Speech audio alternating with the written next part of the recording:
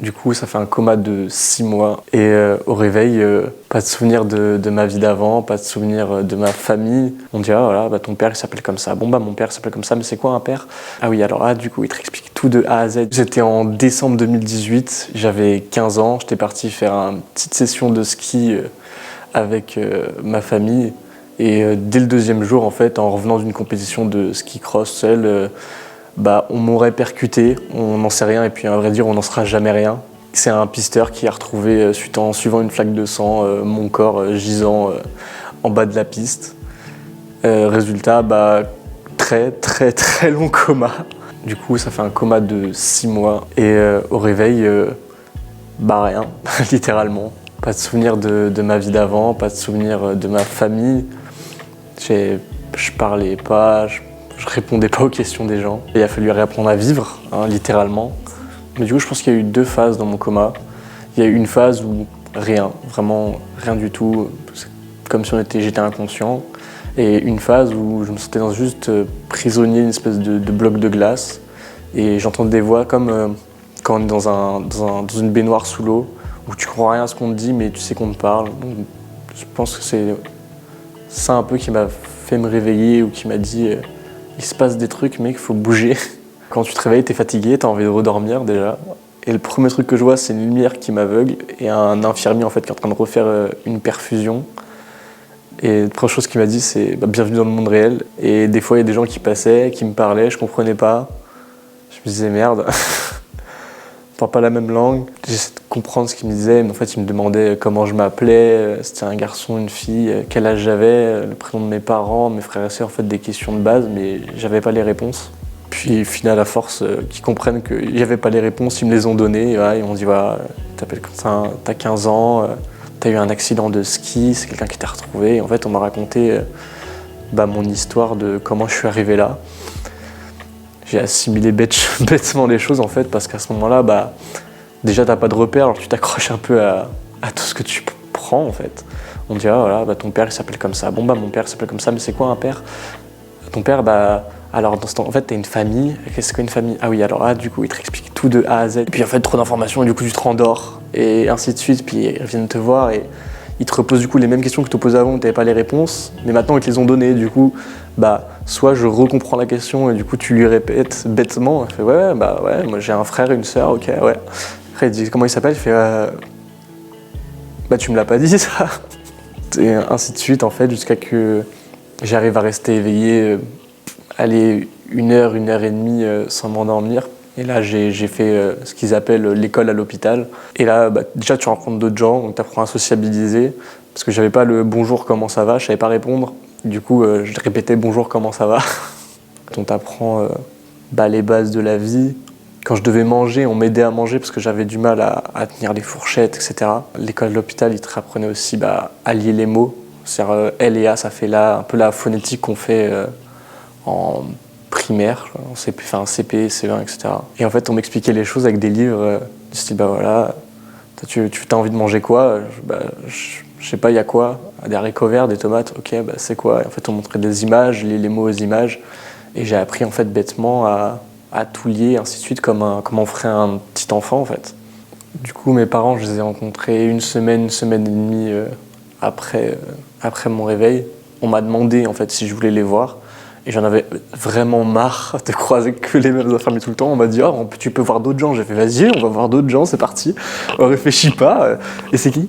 Ah, c'est mon père et maman. Vas-y, je veux savoir ce que c'est papa et maman. Vas-y, ils s'appellent comment déjà? Et en fait, j'ai un peu essayé de les frauder. Je pense que à ce moment-là, je me suis dit, je pense que quand tes parents ils viennent, ils ont envie d'être rassurés, des trucs comme ça. Je pense. Ce que je me suis dit à ce moment-là. Et du coup, je l'ai joué en mode grosse comédie. Moi, je me rappelais de tout. Ils m'ont arrivé, ils m'ont dit bonjour et tout. Tu te rappelles de nous? Je fais oui, papa, maman et tout. Et ils sont où Alexia et Mathéo, frère et ma sœur? Et ils font mais tu te rappelles d'eux et tout? Je fais oui, attends, je suis votre fils quand même, hein, faut pas. Et vraiment la plus grosse fraude internationale. Mais ça n'a pas duré longtemps. C'est-à-dire que quand ils allaient voir les médecins disaient non, mais il n'en sait rien en fait. Posez-lui d'autres questions, vous allez voir. Et il vous bullshit là. Puis ils se sont surtout rendu compte de la fraude quand je suis rentré chez moi et que j'avais aucune notion de chez moi déjà. Parce que je leur disais oui, ma chambre et tout, j'adore les mangas, j'adore, ouais. mais c'est trop bien et tout. Ouais, Death Note, c'est mon manga préféré, ouais, j'adore et tout. J'arrive même pas à trouver le bouquin dans la bibliothèque, donc déjà. Je pense qu'ils ont espéré pendant longtemps, vraiment longtemps, que je retrouve des bribes de souvenirs, que quand ils me racontaient des histoires d'avant, je m'en rappelle ou trucs comme ça. Mais c'est un peu bizarre parce que d'un côté, on me dit que c'est des gens plus importants que des inconnus, mais d'un autre côté, toi, dans ta tête, bah, c'est juste un peu des inconnus. Du coup, t'as un peu l'appréhension de vouloir bien faire les choses, du style ah, mais ça, c'est pas des inconnus, c'est des gens importants. Eux, ça fait 16 ans qu'ils te supportent. Et bah, toi, tu te rappelles pas d'eux, donc tu essaies de créer des liens. Quand eux font des efforts, t'en fais aussi. D'un côté, je pense que tu te forces pour les rassurer, pour qu'ils n'aient pas l'impression de parler à un inconnu. Du coup, la première fois que mes amis sont venus, on s'est isolés dans le salon. Et en fait, ils me racontaient plein de choses sur moi. Ils m'ont dit « Ouais, tu veux savoir quoi ?» Et en fait, c'était plus cette voie-là. C'est-à-dire que mes parents, mon entourage, même les médecins, c'était plus dans le sens bah, avant tu faisais ça, donc on te montrait ça. Et eux, c'était plus dans le sens qu'est-ce que tu as envie de découvrir sur toi. Enfin, même sur le monde en général d'ailleurs. Ils m'ont beaucoup soutenu. Dans le sens où si j'avais une question, ils y répondaient, même si c'était une question débile, du style ouais. Ah, quand je parle à cette meuf, j'arrive pas à lui parler, alors les autres ça va et tout, j'ai une boule au ventre, c'est horrible. Il me dit bah frérot, t'es amoureux? Je dis mais non, comme dans les films et tout, genre High School Musical et tout. Il fait ouais, alors sauf que t'iras pas lui chanter une sérénade, mais genre, fonce frérot. Et j'étais en mode ah putain, mais c'est trop bien, et c'était pas dans le jugement surtout, et c'était vraiment des crèmes. Mais du coup, quand mes potes sont revenus, ils m'ont dit que eux, leur objectif c'est d'avoir le bac. Et je dis bah vas-y, je fais pareil, comme vous les gars.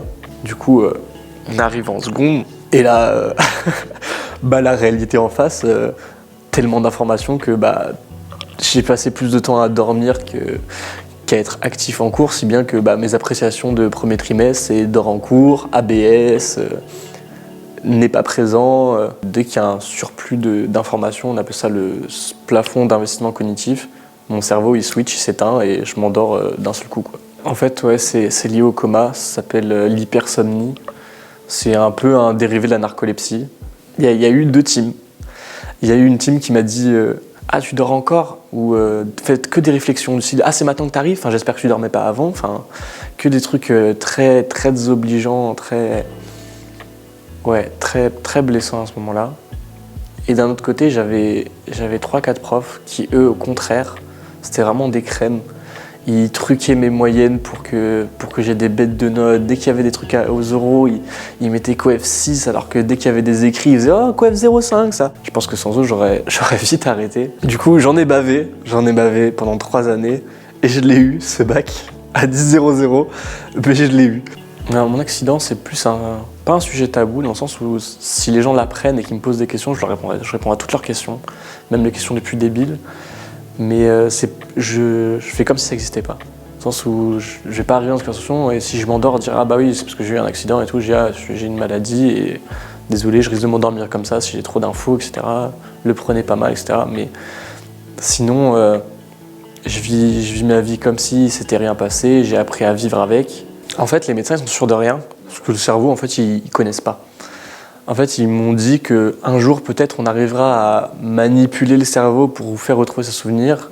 Et même à ce moment, ils m'ont dit, mais est-ce que vraiment ça vous intéresserait de le retrouver ou quoi? Et je leur ai dit, bah, est-ce que j'en ai vraiment besoin, en fait? Non. J'ai repris ma vie, je suis redevenu quelqu'un, parce que je serais jamais le gars d'avant et j'aurais jamais repris une vie normale. Mais je m'en fous, en fait. Bah, mes relations avec ma famille, en général, c'est assez complexe. Dans le sens où, en fait, ils font l'effort d'essayer de créer du lien, etc., de faire comme si rien ne s'était passé, ou juste que je me sente plus à l'aise avec eux, mais, c'est dur dit comme ça, mais moi, ça change pas grand-chose, en fait. Déjà, je me sens plus à l'aise quand je suis pas chez moi. Quand ils entendent ça, ils le prennent mal, ça leur fait du mal, mais je me doute, hein, je suis pas un monstre non plus, j'ai un cœur. Mais je pense pas qu'il y aura vraiment un lien comme mes potes ou avec leurs parents ou trucs comme ça, parce que je pense que c'est le souvenir d'enfance qui crée ce lien, et que moi, mes souvenirs d'enfance, bah, il y en a pas. Si on me donnait la possibilité de refaire un lien avec mes parents, ma famille, je pense que je le ferais, mais pas pour moi. Dans le sens où je serais peut-être plus attendrissant ou moins froid dans certaines de mes réactions. Donc je le ferais plus pour eux que pour moi. Si je suis fier de moi, la réponse ça va être très simple, hein, bien sûr. Maintenant je me dis, mais putain mec, en 6 ans, t'as fait ce que des mecs en 40 ans ils n'y arrivent pas à faire. Donc ouais, je suis fier de moi, bien sûr. Et c'est pas fini, hein, parce que j'ai encore d'autres objectifs et je me bats pour les atteindre. Donc je serai encore plus fier de moi dans 10 ans, j'en suis sûr.